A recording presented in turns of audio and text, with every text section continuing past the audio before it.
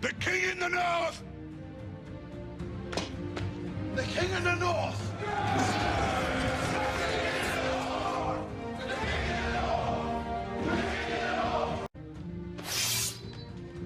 The king in the north! The king in the north!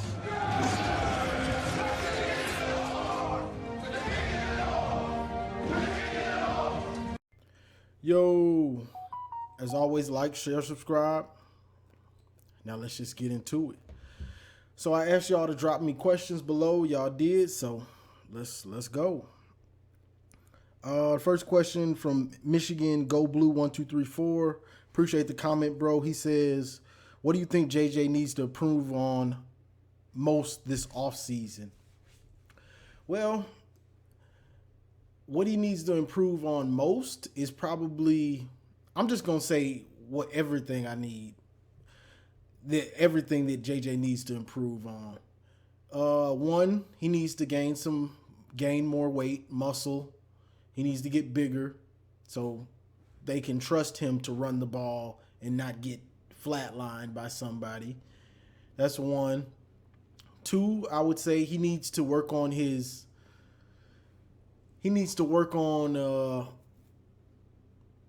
not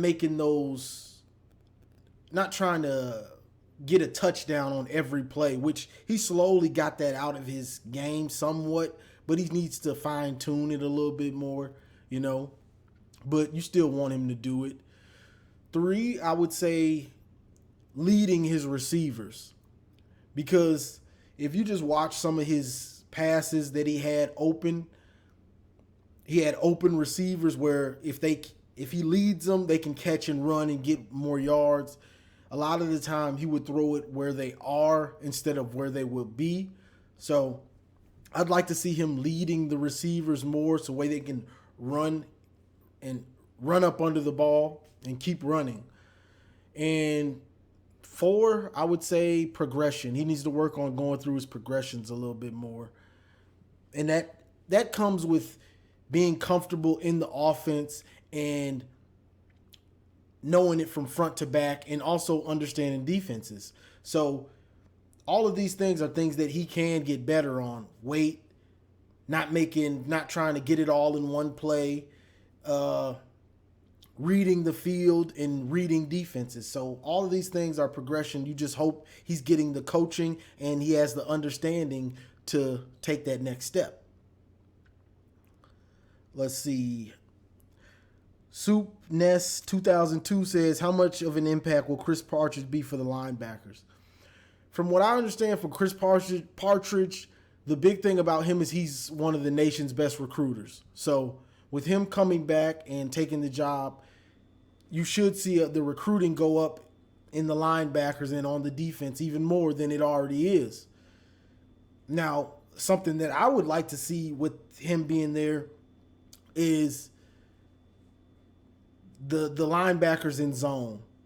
Last year, the linebackers in zone were not good pretty much at all, to me at least. They were not good.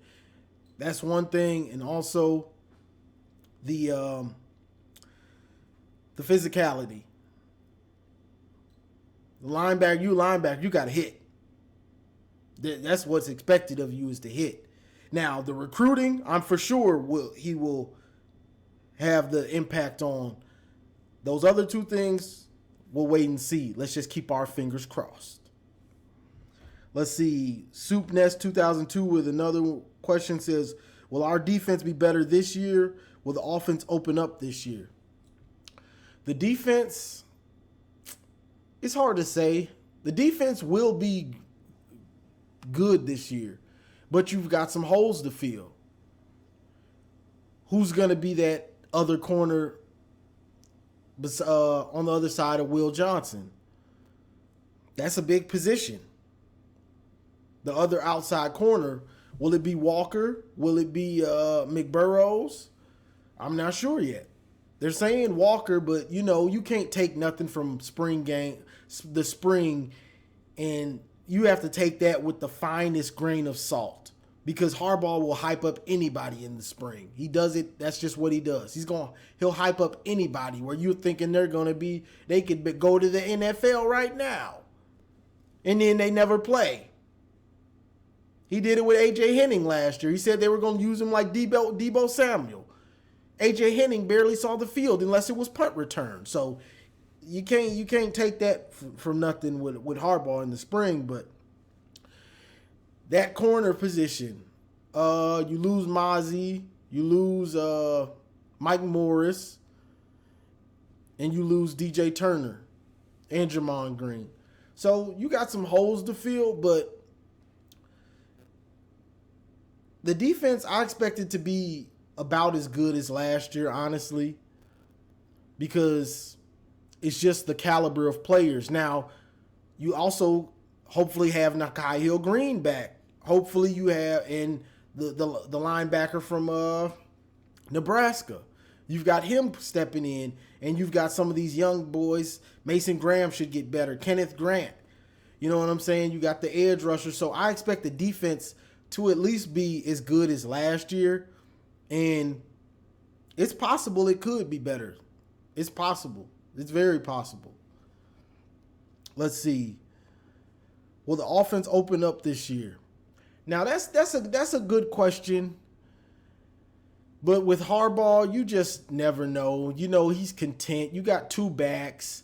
You got a stud offensive line. So with Harbaugh being the coach, I wouldn't expect it to be opened up that much more, because that's just how he gets down. I mean, let's just be real at this point. We know what Harbaugh does and what he likes to do. He likes to run that rock. So you would hope it will be. And with Matt Weiss being gone, I didn't like Matt Weiss. Turns out he was the third down. He called third downs, I believe, in red zone. We weren't that good in the red zone, so glad to see you gone. I'm about results. We weren't that good in the red zone all year. So I'm glad, hopefully with more being able to take control of the offense more, and you're not, okay, you calling plays first and second down, and then, you call it on third and stuff. Hopefully he can get into more of a rhythm and really see how he wants to call a game, and not, okay, I'm clicking and you're struggling in the red zone.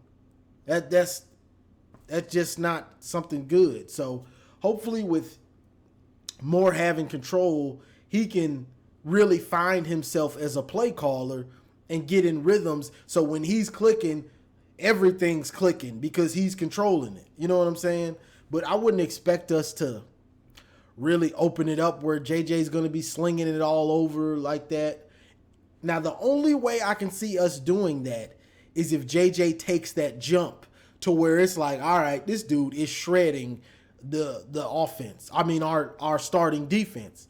I think it's time we give him the reins and this is his offense. We still gonna use Blake and Donovan a lot, but this dude is something serious. It's time to give him the reins to the offense and run the offense through him. And if JJ's not at that point, we gonna ground and pound and play action off of it, and JJ's gonna throw it 20 times a game like he did this year. Let's see. Zayden E.B. Holmes says, I have yet to hear why C.J. Stokes didn't play the last few games. I thought he got banged up in the Illinois game, but I never heard the severity or of it if it was even true. So I'm pissed because we were running a fourth-string LB at running back when, to my knowledge, we had a perfectly capable running back to play. The thing about that is, and I'm just going, football is a sport where the one thing about a coach, he has to know you're going to be able to protect yourself. That's the biggest thing as a coach, to put you on the field. Can you protect yourself? C.J. Stokes was getting lit up in that. Well, let me start from the Ohio State game. Ohio State game, he was missing holes, not being patient enough, because our scheme, it's complex. You have to be a patient running back. He was hitting the holes too fast and things like that. Well, the Illinois game, Well, let me start with the Illinois game. Illinois game, he was getting lit up. Then we go to the Ohio State game, and he was just hitting the hole too fast. He wasn't patient enough.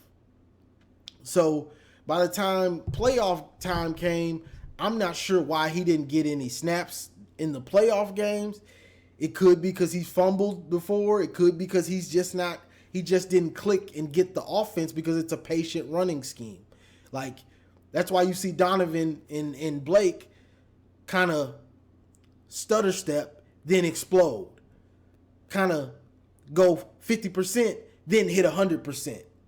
You know what I'm saying? So that could be what it was. Mike Hart and the staff just didn't see him, making those types of runs in practice. You know what I'm saying? So that could be a big part of it, why he didn't get those reps. Now with Mullins, I think they just want to power back. Mullins is just a big dude. So he's been splitting time at running back and linebacker for since he's been at Michigan, in practice at least, but they just wanted a bigger back. So that's why Mullins got some of those carries, because he's just a big dude. He's like 230. CJ Stokes ain't that big. So that's part of it also. Let's see. Maurice Williams says, would there be any changes you would make to the offense or defense? The defense, I don't know. The defense, I'm not sure I would make too many changes. I would probably just play more zone sometimes, but we played quite a bit of zone. Jesse Minter, he had a heck of a year last year. It's hard for me to say I'd do much different besides the TCU game. Now, the TCU game, I probably would have ran more zone and wouldn't have blitzed so much. Even though he needed to sometimes, I probably would have ran zone more. You know what I'm saying? But, that's the only time I can really say anything about the defense. The offense last year, I could say a lot about what I would change about the offense. It's all about showing something, making the defense see something and account for it. So, and I've said this before, motion. Jet sweeps, eye candy.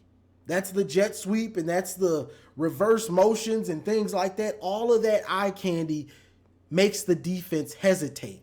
Play action. We run the ball so much, and we use the play actions so little, so sparingly. And honestly, that's just not complimentary football. If you run the ball so much, you're supposed to play action off of it. That's how it complements it. Because they're crashing down for the run. You're hitting them with the play action. Now they're out of position. Now they're hesitating. And now you've have guys getting more open than they would have been. So we didn't utilize the play action nearly enough as we should have. Or the motion. Or the jet sweeps. We didn't do enough eye candy at all. Also, we didn't run JJ enough. And I know somebody could say, well, he could get hurt or whatever, but certain games you have to, if you can get away with not using them and you're just blowing a team out. But a lot of the times we came out slow. And if you use JJ in the read from the jump, now you got the defense. Now they have to account for him early, which is going to make Donovan and Blake be able to get more yardage early. They're not going to be getting crashed down on, and it's like, okay, there's nowhere to go, and JJ's not. We're not running JJ at all when he's mobile. It just doesn't make sense. So you need to do certain things from the jump, so you can blow teams out in the first half and not be up 21-17 or 21-14 or something like that.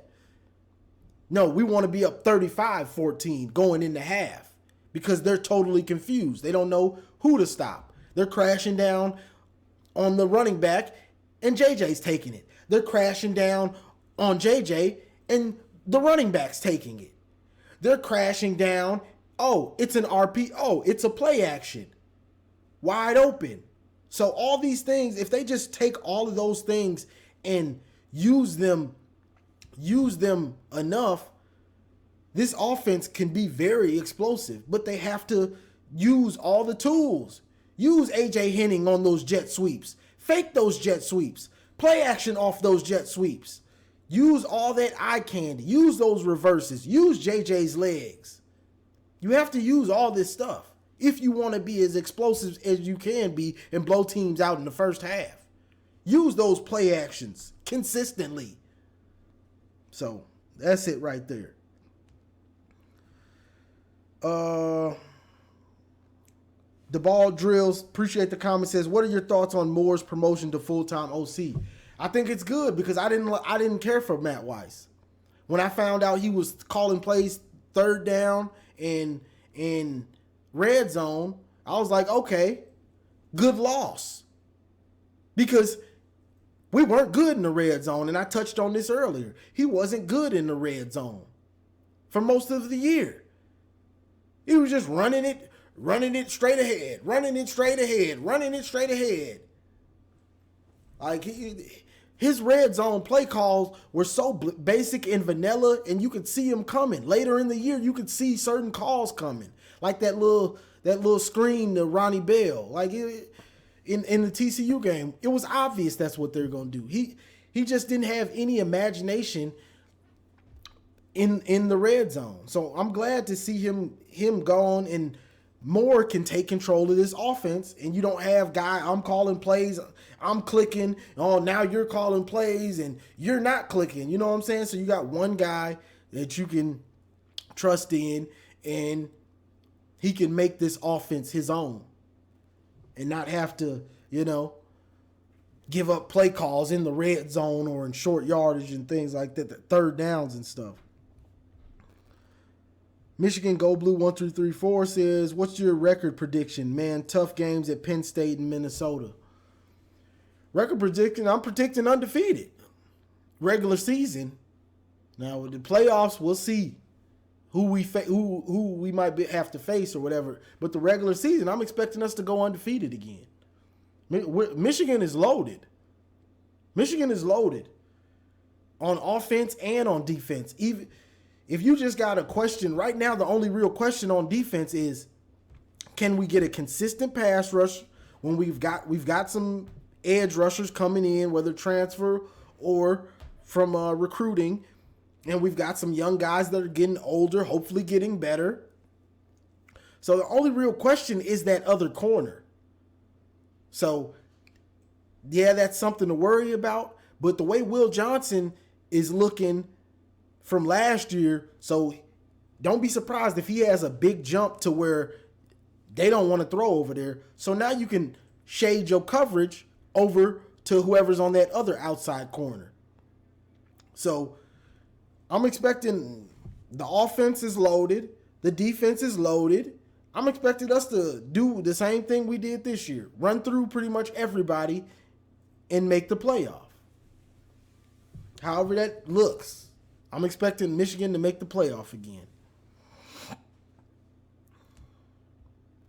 Now, Penn State, Minnesota, I'm not worried about too much. Penn State, it's probably going to be a whiteout. Alar, he showed some things, you know what I'm saying? But we got to see how he looks this year. You know what I'm saying? They're trying to build a team kind of like ours. So we'll see if they're ready to take that jump. I mean, they had a good year last year, so, but as good as the year they had, we kicked their doors in. So I'm gonna have to see what they actually look like this year. Because just because you had a decent year, that don't mean you're just gonna come back the next year and be and continue on that and be good or great. You know what I'm saying? I have to see. But I'm expecting us to beat Penn State too in Happy Valley. It ain't gonna be happy. Slade, Slayed the expectation. Appreciate the comment. He says, "Do you think we will land Jaden Davis?" I don't know. I don't just dive deep into recruiting like that. So I'm not gonna act like I do. But it seems like it. But with these kids, you never know. And with NIL, you really don't know. You don't know who's gonna throw this dude a monster bag to come to their school. And if they throw him a monster bag, you can't really blame him if he chooses to go somewhere else besides Michigan. Somebody throwing you $1 million. I'm sorry, I love Michigan, but hey, this is $1 million. You know what I'm saying? So we'll see. It seems like he's gonna come, but you never know. You never know who's gonna throw that bag. So right now, I'm just waiting and seeing. Let's see. Brett W. Byer 14 says, with the Amarion Walker playing cornerback, what's our wide receivers looking like now? There's only 2 known proven starting wide receivers with experience, being CJ and Roman Wilson.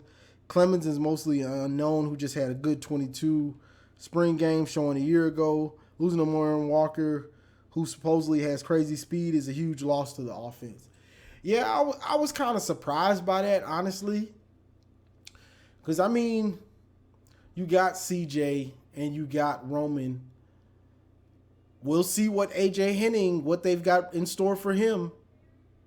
We'll see. AJ Henning is they've turned him into Eddie McDoom.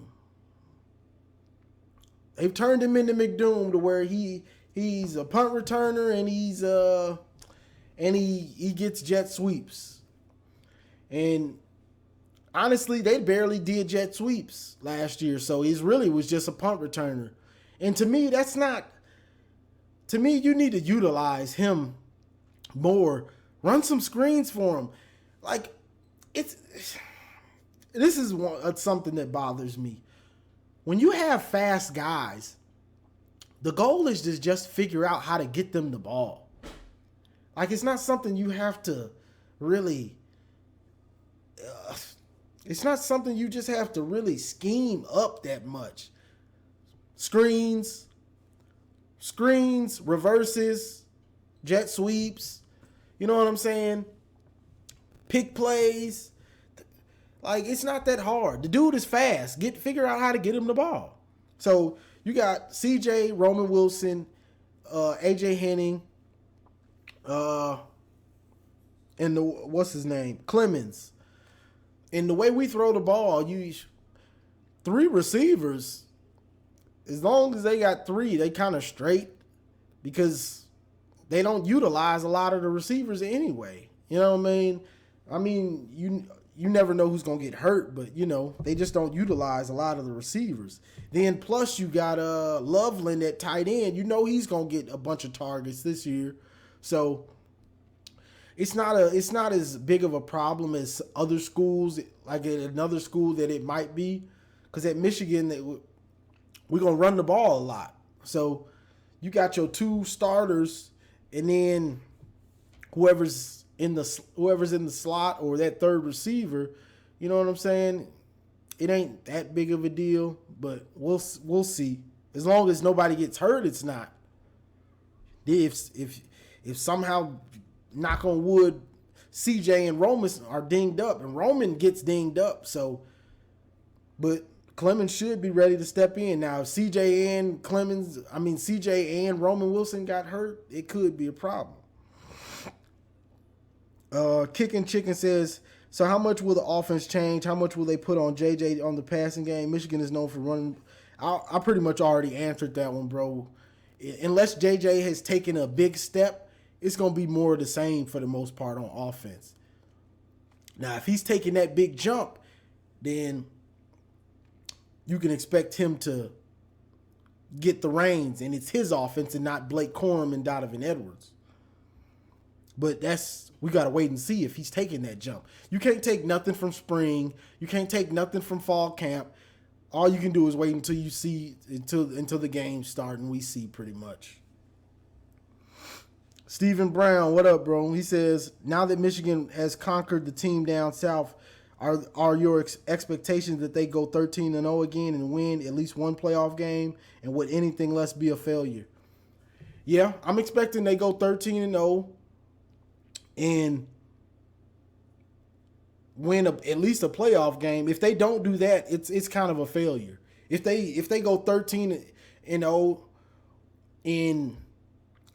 unless they go like Ohio State did this year. Let's say we lose to Ohio State or whatever, or Penn State, and we back in, and then we lose, and then we win a playoff game, then it's straight for the most part. But if we go undefeated, make the playoff, and then lose the playoff game, that's gonna be almost a failure. I hate to say it, but as this team grows and the expectation grows, that's just what comes with it. So it's time, especially this year. This is a year with all this talent that came back and that they have right now. This is a year to win the championship, or at least make the championship and then put it all on the line. You got too much talent that's not going to be here next year. We could lose both backs after this year. You know what I'm saying? CJ's gone. Roman's gone. JJ could leave. You know what I'm saying? Like, there's a lot of talent that's probably going to leave next year. So you got to at least make the championship this year. You got to make the championship at least. All right. Antoine Johnson says, if Michigan beats Little Day Day, is he gone? Yes. If he loses again, I think he's gone. If Ryan Day loses to Michigan this year again, I think he's out of there. And did you hear about how Buckeye fans made little CJ cry by Venmoing him money and talking stuff? And one last thing, don't Little Day Day look like a just right for men's dude on the box? I don't know what you were saying right there, but yeah, I did hear they Venmo'd him just to talk stuff to him. That's pretty savage, but that's what college football, fanatics. That's what they do. And he's done something that hasn't been done at Ohio State in a long time. Not beat Michigan, not win the Big Ten. So as much as he put up all those numbers, but he didn't do the main things that they need and that you have to do at Ohio State. Beat Michigan, win the Big Ten. That's what you got to do there. So that just comes with the territory. You want to be the quarterback at Ohio State, you got to beat Michigan. It means everything. And he found that out. Honestly, CJ Stroud, as good as he was, he didn't win many big games. He lost to Oregon. That was a big game. Lost to Michigan. He won that Rose Bowl against backup. Third and fourth string corners, and who really cares? You ain't in the playoff. You know what I'm saying? That's not a big game to me. So he lost to Michigan, lost to Oregon. He beat Notre Dame, but Notre Dame wasn't really good. That wasn't a big game as the season went on. We saw it wasn't that big of a game. So what did he do? He lost to Michigan again. And then he ended up losing to Georgia. Played a hell of a game, but you still lost.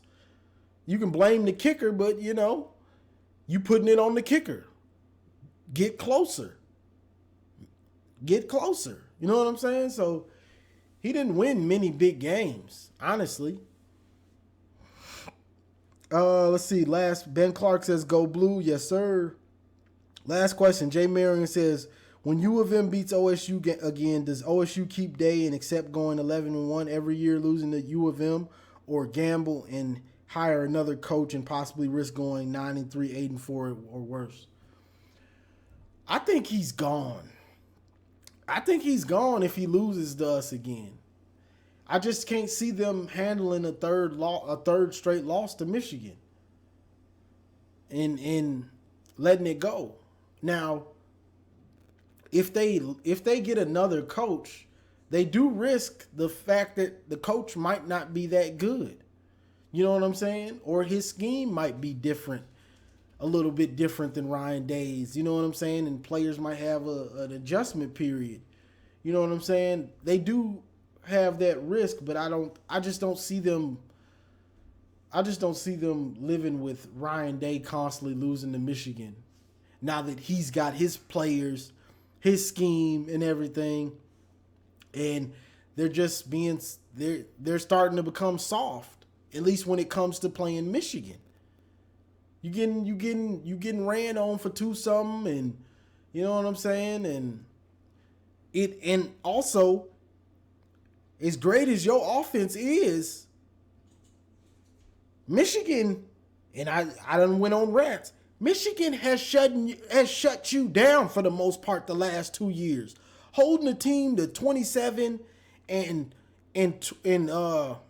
what was it this year, 24. You holding the top offense under 30. That's big for college. So you being that offensive guru, it ain't showing up when you need it the most against the team right now. Your biggest rival that you have dominated. Your high flying, high powered offense, it ain't looking like it. Now we'll see what they do this year, but these last 2 years, 27 and 24, you going down. You going down on points. After we lost Aiden Hutchinson, Ojabo, Dax Hill, Josh Ross, all these players, and Brad Hawkins, all these players that we lost on the defense. Your defense isn't going to be that good. You lost all these first rounders. And they made y'all look worse. Their backups made y'all look even worse.